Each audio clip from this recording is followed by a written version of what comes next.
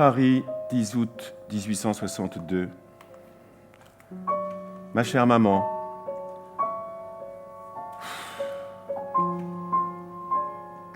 je ne veux pas te raconter, d'ailleurs je n'en ai pas le temps, les extraordinaires luttes de moi-même, les désespoirs, les rêveries. Je ne veux pas non plus t'affirmer pour la 100e fois que tu es le seul être vivant qui m'intéresse. Oh, je sens que je suis dans une crise, dans une phase où il faut prendre un grand parti, c'est-à-dire faire juste le contraire de tout ce que j'ai fait. N'aimer que la gloire, travailler sans cesse, même sans espoir de salaire, supprimer tout plaisir et devenir ce qu'on appelle un grand type de grandeur.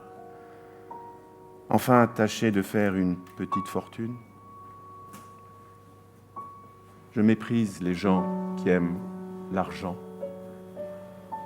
Mais j'ai une horrible peur de la servitude et de la misère dans la vieillesse. Enfin, je crois que je pourrais, à la fin du mois, fuir l'horreur de la race humaine. Tu ne saurais croire jusqu'à quel point la race parisienne est dégradée. Ce n'est plus ce monde charmant et aimable que j'ai connu autrefois. Les artistes ne savent rien. Les littérateurs ne savent rien, pas même l'orthographe. Tout ce monde est devenu abject, inférieur peut-être aux gens du monde.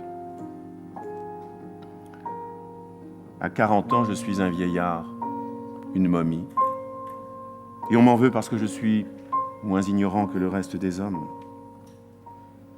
J'ai horreur de la vie. Je le répète, je vais fuir la race humaine, mais surtout la race française. Je t'aime et je t'embrasse. Dis-moi que tu te portes bien si c'est vrai, et que tu vivras longtemps, longtemps encore, pour moi et rien que pour moi. Charles. Désormais, tu n'es plus, ô matière vivante, qu'un granit entouré d'une vague épouvante assoupi dans le fond d'un Sahara brumeux. Un vieux sphinx ignoré du monde insoucieux, oublié sur la carte, et dont l'humeur farouche ne chante qu'aux rayons du soleil qui se couche.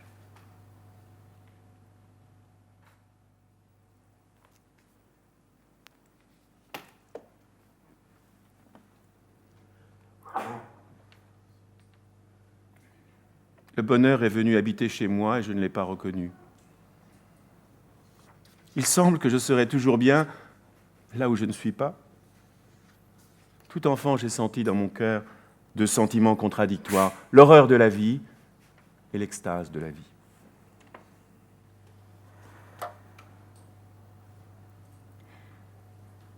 Comme vous êtes loin, paradis parfumé, où sous un clair azur, tout n'est qu'amour et joie, où tout ce que l'on aime est digne d'être aimé, où dans la volupté pure, le cœur se noie. Comme vous êtes loin, paradis parfumé. Mais le vert paradis des amours enfantines, les courses, les chansons, les baisers, les bouquets, les violons vibrant derrière les collines, avec les brocs de vin le soir dans les bosquets. Mais le vert paradis des amours enfantines, l'innocent paradis plein de plaisirs furtifs, est-il déjà plus loin que l'Inde ou que la Chine? Peut-on le rappeler avec des cris plaintifs et l'animer encore d'une voix argentine? L'innocent paradis, plein de plaisirs furtifs.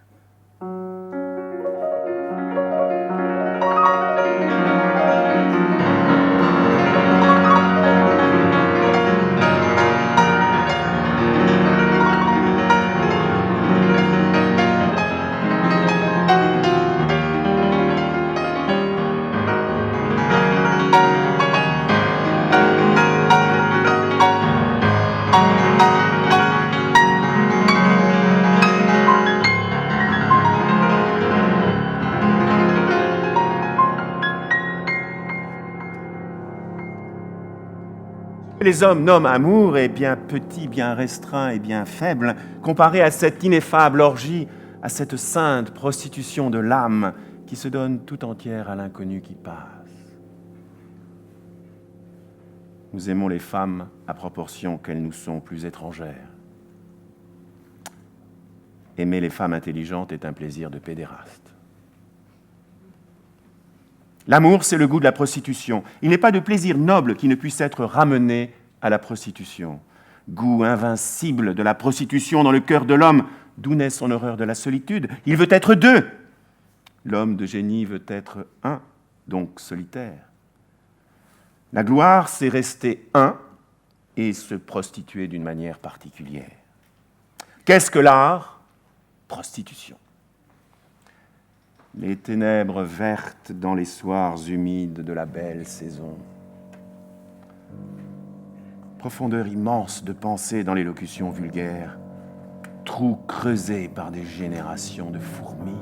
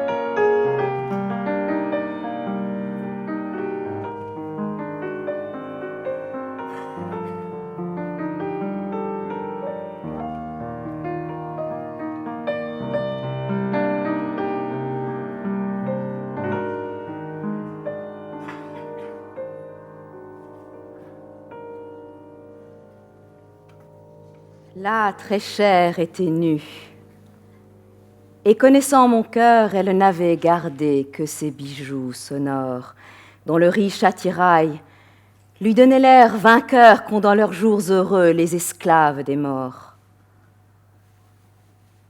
Quand il jette en dansant son bruit, vif et moqueur, ce monde rayonnant de métal et de pierre me ravit en extase, et j'aime à la fureur, les choses où le son se mêle à la lumière. Elle était donc couchée et se faisait aimer, et du haut du divan, elle souriait d'aise. À mon amour profond et doux comme la mer qui vers elle montait comme vers sa falaise. Les yeux fixés sur moi comme un tigre dompté, d'un air vague et rêveur, elle essayait des poses.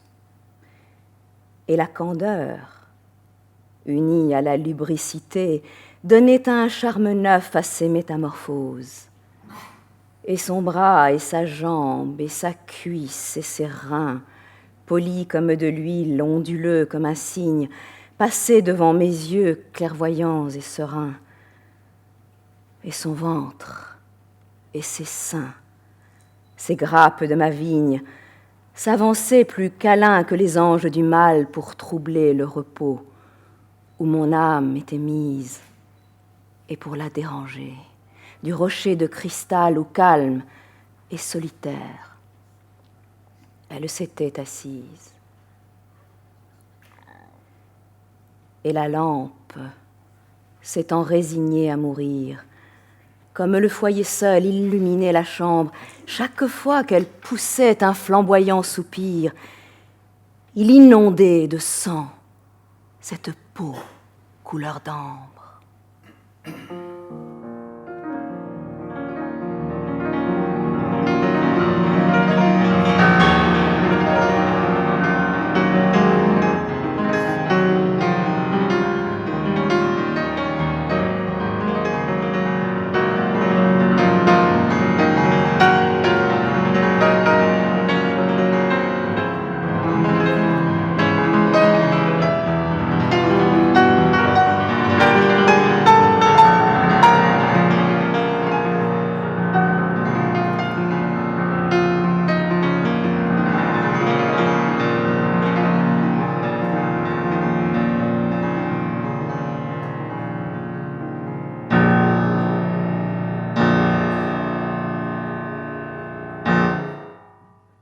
Ma liaison de 14 ans avec Jeanne est rompue.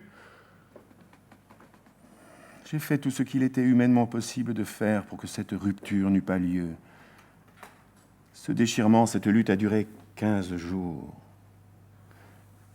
Jeanne m'a toujours imperturbablement répondu que j'avais un caractère intraitable et que d'ailleurs, je la remercierai moi-même un jour de cette résolution. Voilà bien la grosse sagesse bourgeoise des femmes. Moi, je sais que quelque agréable aventure, plaisir, argent ou vanité qui m'arrive, je la regretterai toujours. Pour que ma douleur, que vous ne comprendrez peut-être pas, ne vous paraisse trop enfantine, je vous avouerai que j'avais mis sur cette tête toutes mes espérances comme un joueur.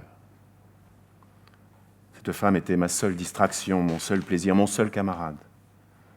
Et malgré toutes les secousses intérieures d'une liaison tempétueuse, jamais l'idée d'une séparation irréparable n'était entrée clairement dans mon esprit. Encore maintenant, et cependant je suis tout à fait calme, je me surprends à penser, en voyant un bel objet quelconque, un beau paysage, n'importe quoi d'agréable.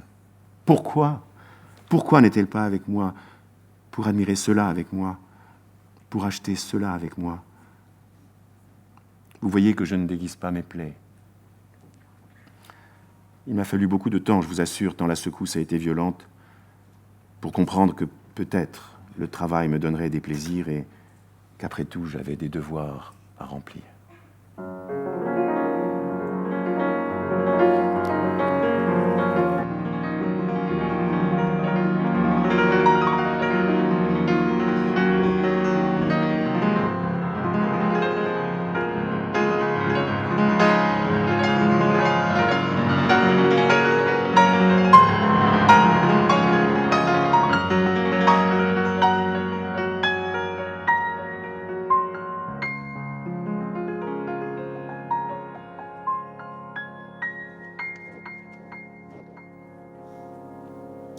J'ai trouvé la définition du beau, de mon beau.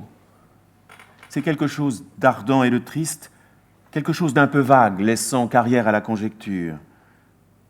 Oui. Viens-tu du ciel profond ou sors-tu de l'abîme, ô beauté? Ton regard infernal et divin verse confusément le bienfait et le crime, et l'on peut pour cela te comparer au vin. Je vais, si l'on veut, appliquer mes idées à un objet sensible. L'objet, par exemple, le plus intéressant dans la société, un visage de femme.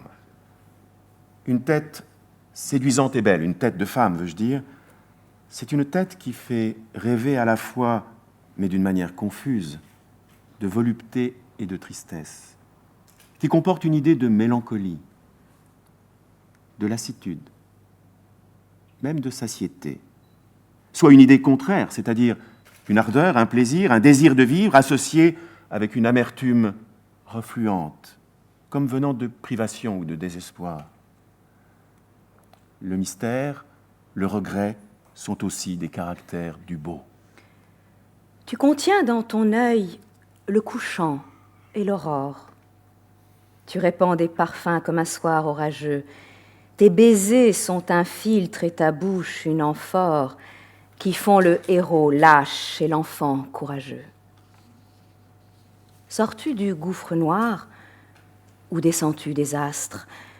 Le destin charmé suit tes jupons comme un chien. Tu sèmes au hasard la joie et les désastres, et tu gouvernes tout et ne réponds de rien. Tu marches sur des morts, beauté, dont tu te moques. De tes bijoux, l'horreur n'est pas le moins charmant, et le meurtre, parmi tes plus chères breloques, sur ton ventre orgueilleux danse amoureusement. L'éphémère ébloui vole vers toi, chandelle, crépite, flambe et dit « Bénissons ce flambeau !» L'amoureux, pantelant, incliné sur sa belle, a l'air d'un moribond caressant son tombeau. Bon, je ne prétends pas que la joie ne puisse pas s'associer avec la beauté, mais je dis que la joie en est un des ornements les plus vulgaires, tandis que la mélancolie en est, pour ainsi dire, l'illustre compagne, à ce point que je ne conçois guère un type de beauté où il n'y ait du malheur. Que tu viennes du ciel ou de l'enfer, qu'importe, ô beauté. Monstre énorme, effrayant, ingénu. Si ton œil, ton souris, ton pied m'ouvrent la porte d'un infini que j'aime et n'ai jamais connu. De Satan ou de Dieu, qu'importe, ange ou sirène, qu'importe, si tu rends fait aux yeux de velours, rythme, parfum, lueur, ô mon unique reine, l'univers moins hideux et les instants moins lourds.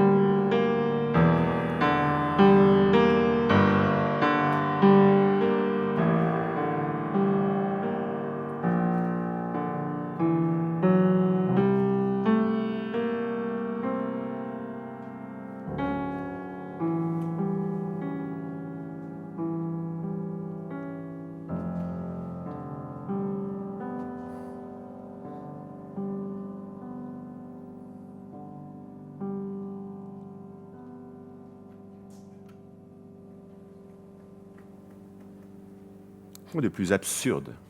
Quoi de plus absurde que le progrès, puisque l'homme est toujours semblable et égal à l'homme, c'est-à-dire toujours à l'état sauvage.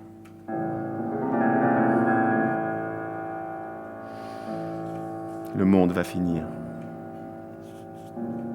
La seule raison pour laquelle il pourrait durer, c'est qu'il existe.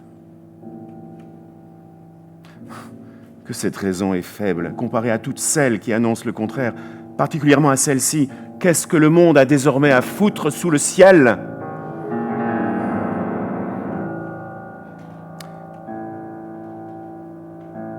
Car en supposant qu'il continue à exister matériellement, la mécanique nous aura tellement américanisés, le progrès aura si bien atrophié en nous toute la partie spirituelle, que rien parmi les rêveries sanguinaires, sacrilèges ou antinaturelles des utopistes ne pourra être comparé à ces résultats positifs. Et ce n'est pas par des institutions politiques que se manifestera la ruine universelle. Ce sera par l'avilissement des cœurs. Ai-je besoin de dire que le peu qui restera de politique se débattra péniblement dans les étreintes de l'animalité générale et que les gouvernants seront forcés pour se maintenir et pour créer un fantôme d'ordre, de recourir à des moyens qui feraient frissonner notre humanité actuelle pourtant si endurcie. Alors le fils fuira la famille, non pas à 18 ans, mais à 12, émancipé par sa précocité gloutonne. Il la fuira non pas pour chercher des aventures héroïques, non pas pour délivrer une beauté prisonnière dans une tour, non, non pas pour immortaliser un Galta par de sublimes pensées, mais pour fonder un commerce, pour s'enrichir et pour faire concurrence à son infâme papa. Alors, ce qui ressemblera à la vertu, que dis-je, tout ce qui ne sera pas l'ardeur vers Plutus sera réputé immense ridicule. La justice, si à cette époque fortunée, il peut encore exister une justice, fera interdire les citoyens qui ne sauront pas faire fortune. Ton épouse, ô bourgeois, ta chaste moitié dont la légitimité fait pour toi la poésie, introduisant désormais dans la légalité une infamie irréprochable, gardienne vigilante et amoureuse de ton coffre-fort, ne sera plus que l'idéal parfait de la femme entretenue. Ta fille avec une nubilité enfantine, rêvera dans son berceau qu'elle se vend 1 million. Et toi-même, ô bourgeois, moins poète encore que tu n'es aujourd'hui, tu n'y trouveras rien à redire. Tu ne regretteras rien.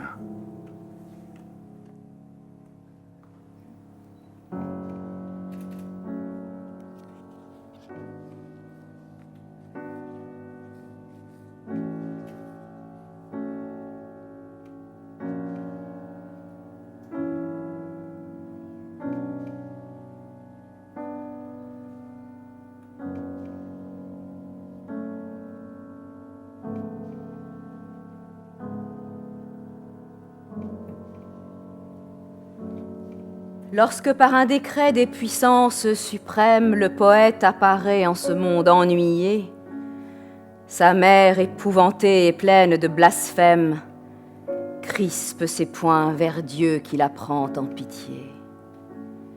Ah, que n'ai-je mis bas tout un nœud de vipère plutôt que de nourrir cette dérision. Maudite soit la nuit aux plaisirs éphémères où mon ventre a conçu mon expiation. Puisque tu m'as choisi entre toutes les femmes pour être le dégoût de mon triste mari, et que je ne puis pas rejeter dans les flammes comme un billet d'amour ce monstre rabougri, je le ferai jaillir, je ferai rejaillir ta haine qui m'accable sur l'instrument maudit de tes méchancetés. Et je tordrai si bien cet arbre misérable qu'il ne pourra pousser ses boutons empestés. Elle ravale ainsi l'écume de sa haine. Et ne comprenant pas les desseins éternels, elle-même prépare au fond de la géhenne les bûchers consacrés au crime maternel.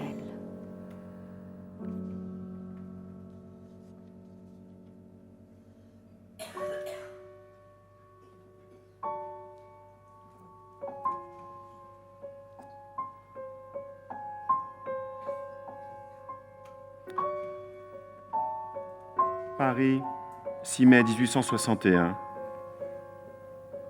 Ma chère maman, il y a eu dans mon enfance une époque d'amour passionné pour toi. Écoute et lis sans peur, je ne t'en ai jamais tant dit. Je me souviens d'une promenade en fiacre. Tu sortais d'une maison de santé où tu avais été relégué et tu me montras, pour me prouver que tu avais pensé à ton fils, des dessins à la plume que tu avais faits pour moi. Crois-tu que j'ai une mémoire terrible? Plus tard, la place Saint-André-des-Arts et Neuilly. De longues promenades, des tendresses perpétuelles. Je me souviens des quais qui étaient si tristes le soir. Ça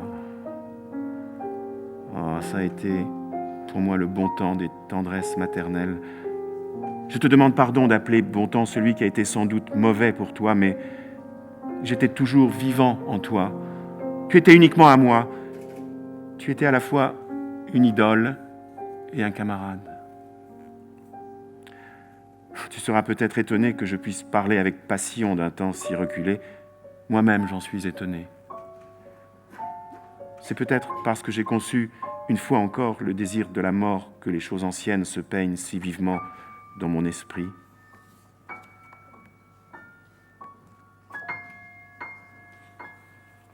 Pourtant, sous la tutelle invisible d'un ange, l'enfant déshérité s'enivre de soleil, et dans tout ce qu'il boit et dans tout ce qu'il mange retrouve l'ambroisie et le nectar vermeil. Il joue avec le vent, cause avec le nuage, et s'enivre en chantant du chemin de la croix, et l'esprit, qui le suit dans son pèlerinage, pleure de le voir gai comme un oiseau des bois.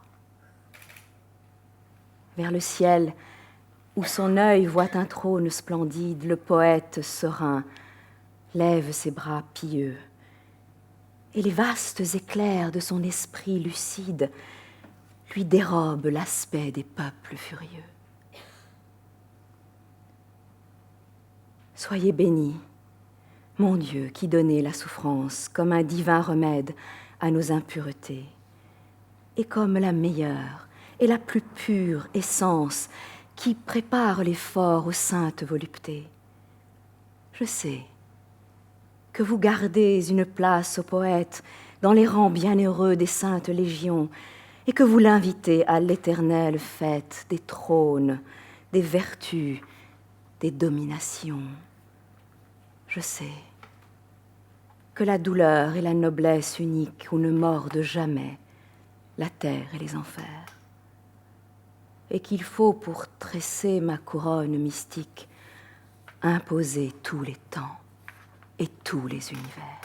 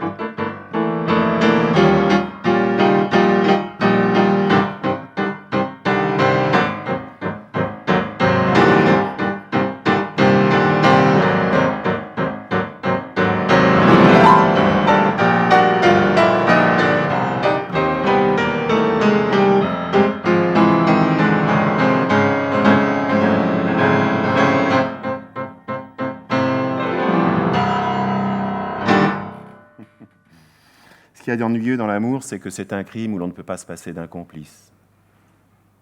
J'ai cultivé mon hystérie avec jouissance et terreur. Maintenant, j'ai toujours le vertige. Et aujourd'hui, 23 janvier 1862, j'ai subi un singulier avertissement.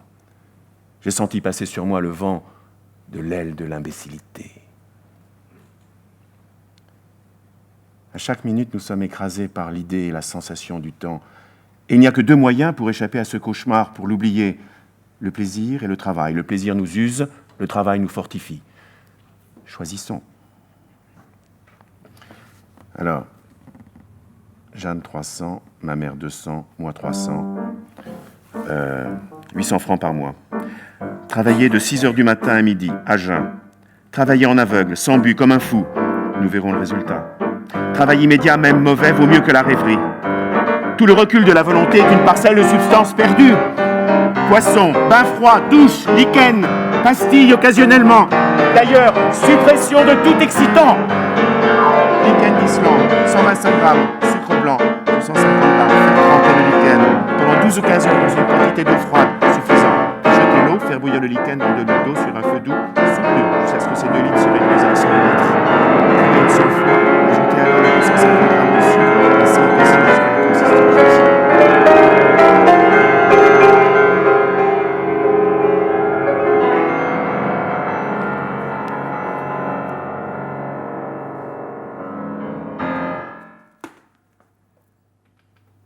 Je suis comme le roi d'un pays pluvieux, riche, mais impuissant, jeune et pourtant très vieux, qui de ses précepteurs méprisant les courbettes, s'ennuie avec ses chiens comme avec d'autres bêtes.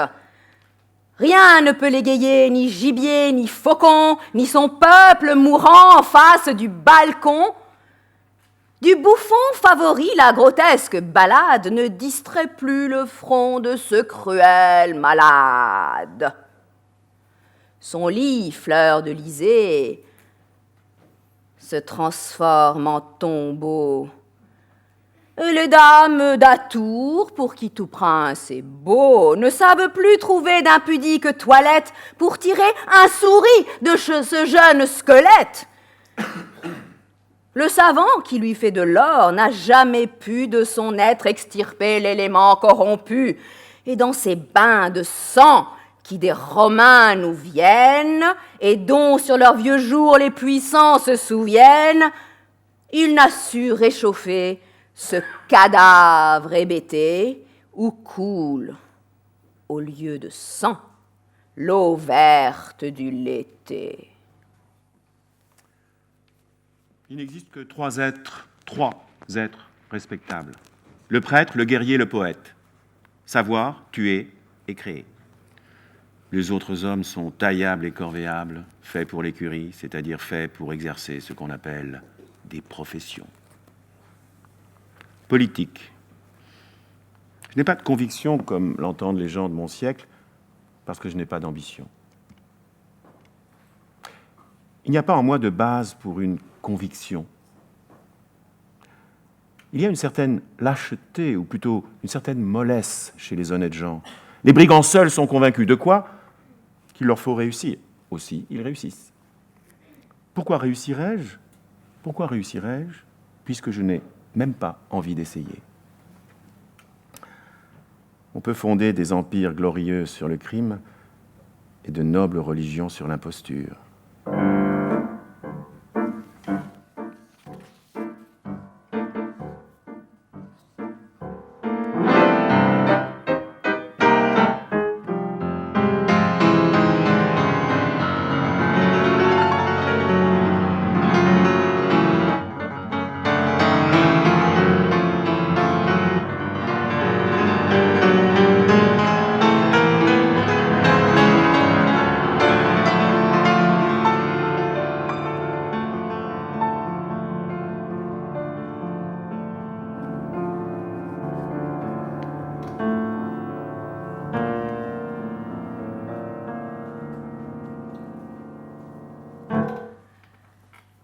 Lecteur paisible et bucolique, sobre et naïf homme de bien, jette ce livre saturnien, orgiaque et mélancolique. Si tu n'as fait ta rhétorique chez Satan, le rusé doyen, jette, tu n'y comprendrais rien, ou tu me croirais hystérique. Mais si, sans se laisser charmer, ton œil s'est plongé dans les gouffres, lis-moi pour apprendre à m'aimer. Âme curieuse qui souffre et va cherchant son paradis, plains-moi. Sinon je te maudis.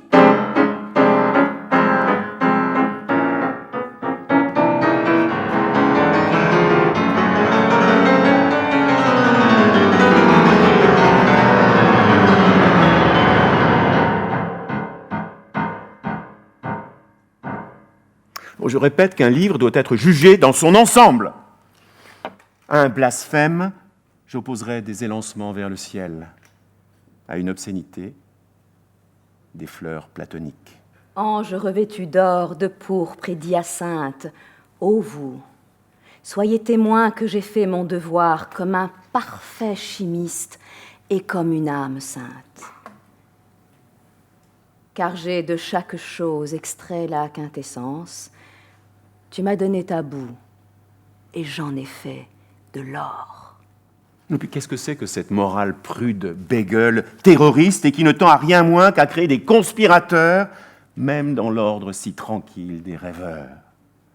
Cette morale-là irait jusqu'à dire « Désormais, on ne fera que des livres consolants et servant à démontrer que l'homme est né bon et que tous les hommes sont heureux. » Abominable hypocrisie.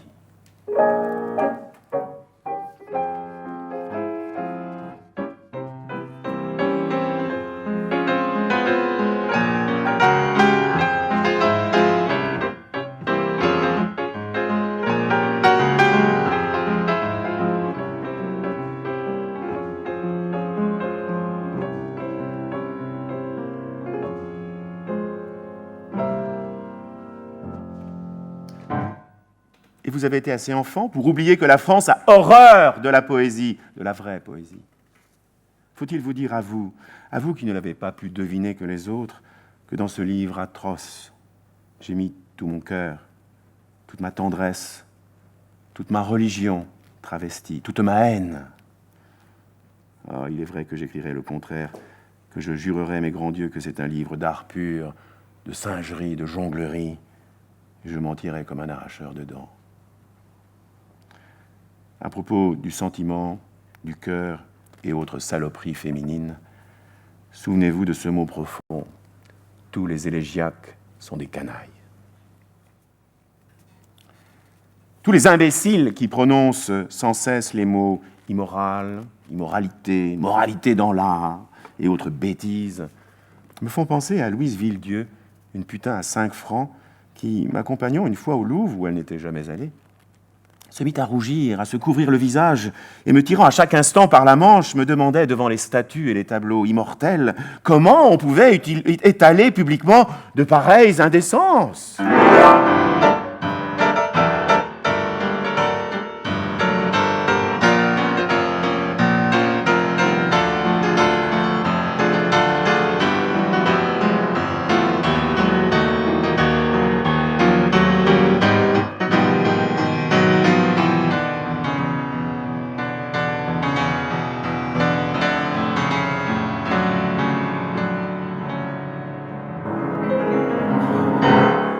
Ces malédictions, ces blasphèmes, ces plaintes, ces extases, ces cris, ces pleurs, ces tédéums sont un écho redit par mille labyrinthes. C'est pour les cœurs mortels un divin opium. C'est un cri répété par 1000 sentinelles, un ordre renvoyé par 1000 porte-voix. C'est un phare allumé sur 1000 citadelles. Un appel de chasseurs perdus dans les grands bois.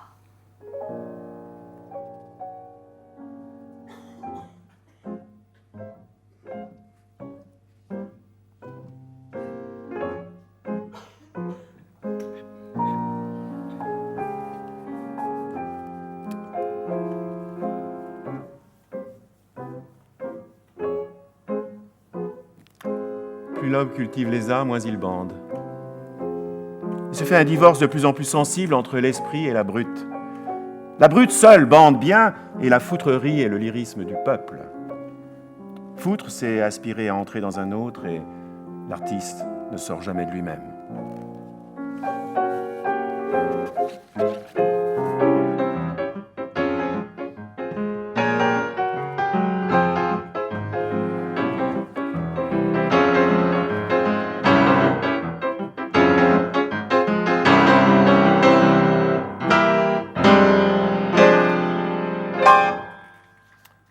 Blanchisserie, 15 francs. Tabac, 12. Jeanne, 20. Plus 3. Souvent, pour s'amuser, les hommes d'équipage Tabac, prennent des albatros, vastes oiseaux des mers qui suivent Ouais, indolents 50. compagnons de voyage, le navire 15 francs. glissant sur les gouffres amers. 16, 17. À peine les ont-ils déposés sur les planches 50. que ces rois de l'azur, 3, maladroits et honteux, 40. laissent piteusement leurs grandes ailes blanches comme des blanc, avirons fabuleux. traîner à côté d'eux. Lettre en sel, dame. Ce voyageur 15 est francs. laid, comme il est francs. gauche et veule, 8 francs. lui, 12, naguère si beau 15, 17. qu'il est comique et Francs. laid. 320 francs. L'un agace son bec avec un brûle-gueule, l'autre mimant, boitant, 10 francs. l'infirme qui volait.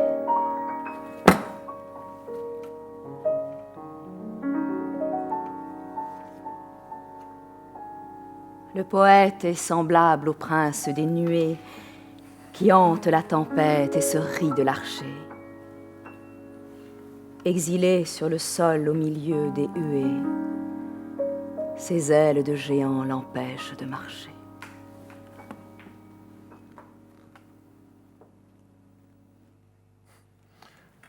Tout journal de la première ligne à la dernière n'est qu'un tissu d'horreur. Guerre, crime, vol, impudicité, torture, crime des princes, crime des nations, crime des particuliers, une ivresse d'atrocités universelles. Il est impossible de parcourir une gazette quelconque de n'importe quel jour, ou quel mois, ou quelle année, sans y trouver à chaque ligne les signes de la perversité humaine la plus épouvantable. en même temps que vanteries les plus surprenantes de probité, de bonté, de charité, et les affirmations les plus effrontées relatives au progrès et à la civilisation. Et c'est de ce dégoûtant apéritif que l'homme civilisé accompagne son repas de chaque matin.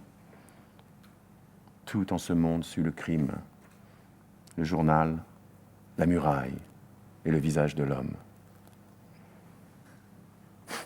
Je ne comprends pas qu'une main pure puisse toucher un journal sans une convulsion de dégoût. De l'infamie de l'imprimerie, grand obstacle au développement du beau.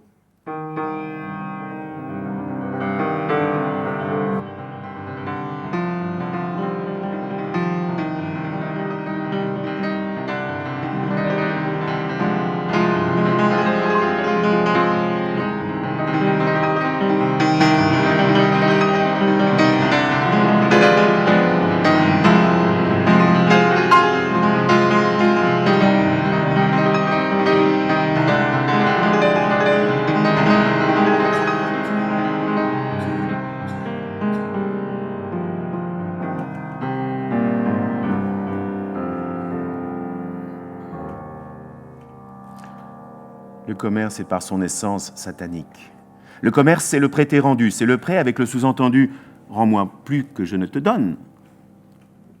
L'esprit de tout commerçant est complètement vicié. Le commerce est naturel, donc il est infâme. Le moins infâme de tous les commerçants, c'est celui qui dit « soyons vertueux pour gagner beaucoup plus d'argent que les sots, qui sont vicieux ». Pour le commerçant, l'honnêteté elle-même est une spéculation de lucre.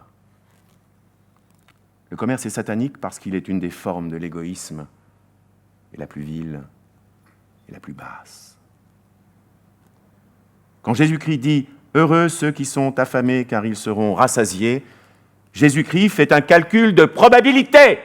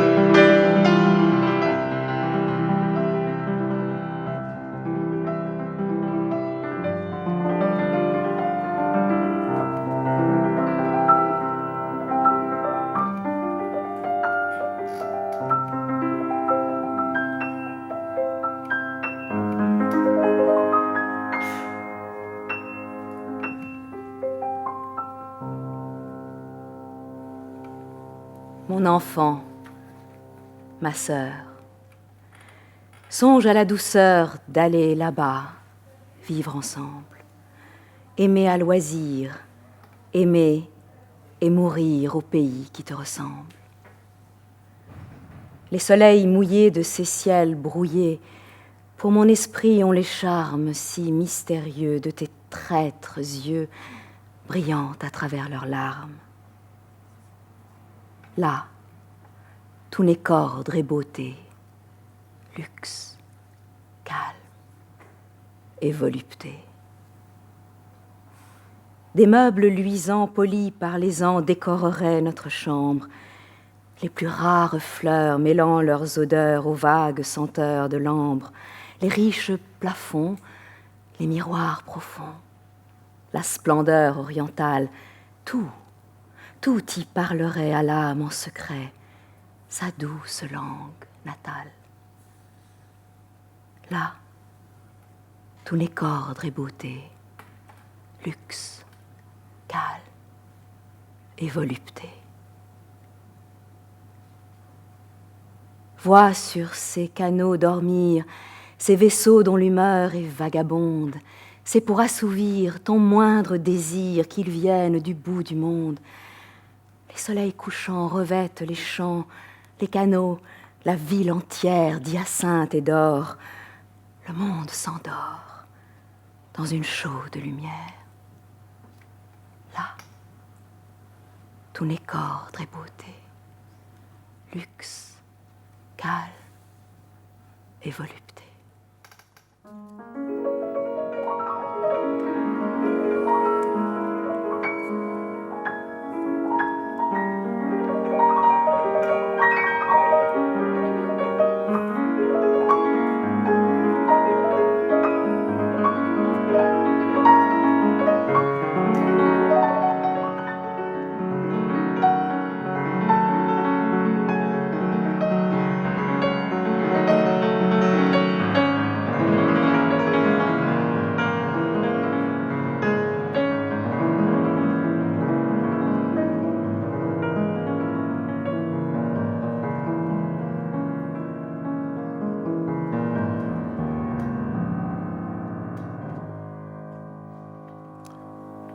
Presque toute notre vie est employée à des curiosités niaises.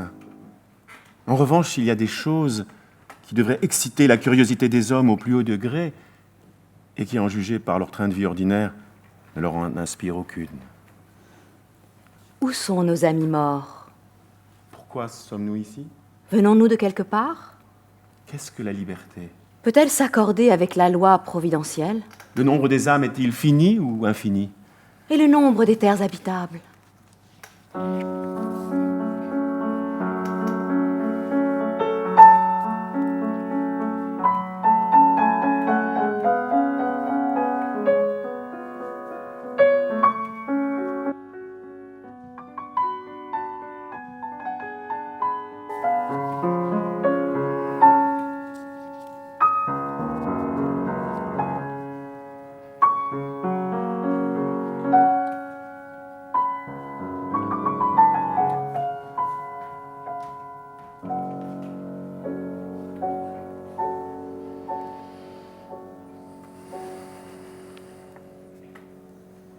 Pour l'enfant amoureux de cartes et d'estampes, l'univers est égal à son vaste appétit. Que le monde est grand à la clarté des lampes, aux yeux du souvenir que le monde est petit. Un matin, nous partons, le cerveau plein de flammes, le cœur gros de rancune et de désirs amers, et nous allons suivant le rythme de la lame, berçant notre infini sur le fini des mers. Les uns, joyeux de fuir une patrie infâme, d'autres, l'horreur de leur berceau, et quelques-uns, astrologues noyés dans les yeux d'une femme, la Circé tyrannique au dangereux parfum. Mais les vrais voyageurs sont ceux-là seuls qui partent pour partir, cœurs légers, semblables aux ballons, de leur fatalité jamais ils ne s'écartent, et sans savoir pourquoi, disent toujours « Allons !» Ceux-là dont les désirs ont la forme des nus, et qui rêvent ainsi qu'un conscrit le canon de vastes voluptés changeantes, inconnues, et dont l'esprit humain n'a jamais su le nom. Étonnants voyageurs, quelles nobles histoires nous lisons dans vos yeux profonds comme les mers. Montrez-nous les écrins de vos riches mémoires, ces bijoux merveilleux faits d'astres et d'éthers. Nous voulons voyager sans vapeur et sans voile, faites pour égayer l'ennui de nos prisons, passer sur nos esprits tendus comme une toile, vos souvenirs avec leur cadre d'horizon. Dites, qu'avez-vous vu? Oh, nous avons vu des astres et des flots. Nous avons vu des sables aussi, et malgré bien des chocs et d'imprévus désastres, nous nous sommes souvent ennuyés, comme ici. La gloire du soleil sur la mer violette, la gloire des cités dans le soleil couchant allumait dans nos cœurs une ardeur inquiète de plonger dans un ciel aux reflets alléchants. Et puis encore. Ô cerveaux enfantins, pour ne pas oublier la chose capitale, nous avons vu partout et sans l'avoir cherché, du haut jusqu'en en bas de l'échelle fatale, le spectacle ennuyeux de l'immortel péché.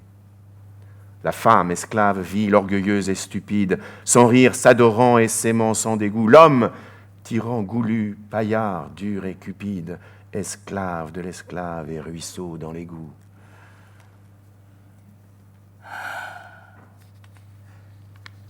Amer savoir, celui qu'on tire du voyage. Le monde, monotone et petit aujourd'hui, Hier, demain, toujours nous fait voir notre image. Une oasis d'horreur et un désert d'ennui. Faut-il partir, rester? Si tu peux rester, reste, pars s'il le faut. L'un court et l'autre se tapit pour tromper l'ennemi vigilante et funeste, le temps. Il est hélas des coureurs sans répit. Lorsqu'enfin il mettra le pied sur notre échine, nous pourrons espérer et crier « En avant !» De même qu'autrefois nous partions pour la Chine. Les yeux fixés au large et les cheveux au vent, nous nous embarquerons sur la mer des ténèbres avec le cœur joyeux d'un jeune passager. Entendez-vous ces voix charmantes et funèbres qui chantent par ici? Vous qui voulez manger le lotus parfumé, c'est ici qu'on vendange le fruit miraculeux dont votre cœur a faim.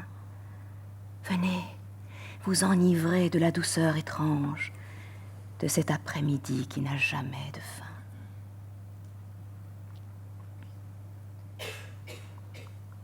Ô mort, vieux capitaine, il est temps, levons l'ancre. Ce pays nous ennuie, ô mort, appareillons. Si le ciel et la mer sont noirs comme de l'encre, nos cœurs que tu connais sont remplis de rayons. Verse-nous ton poison pour qu'il nous réconforte.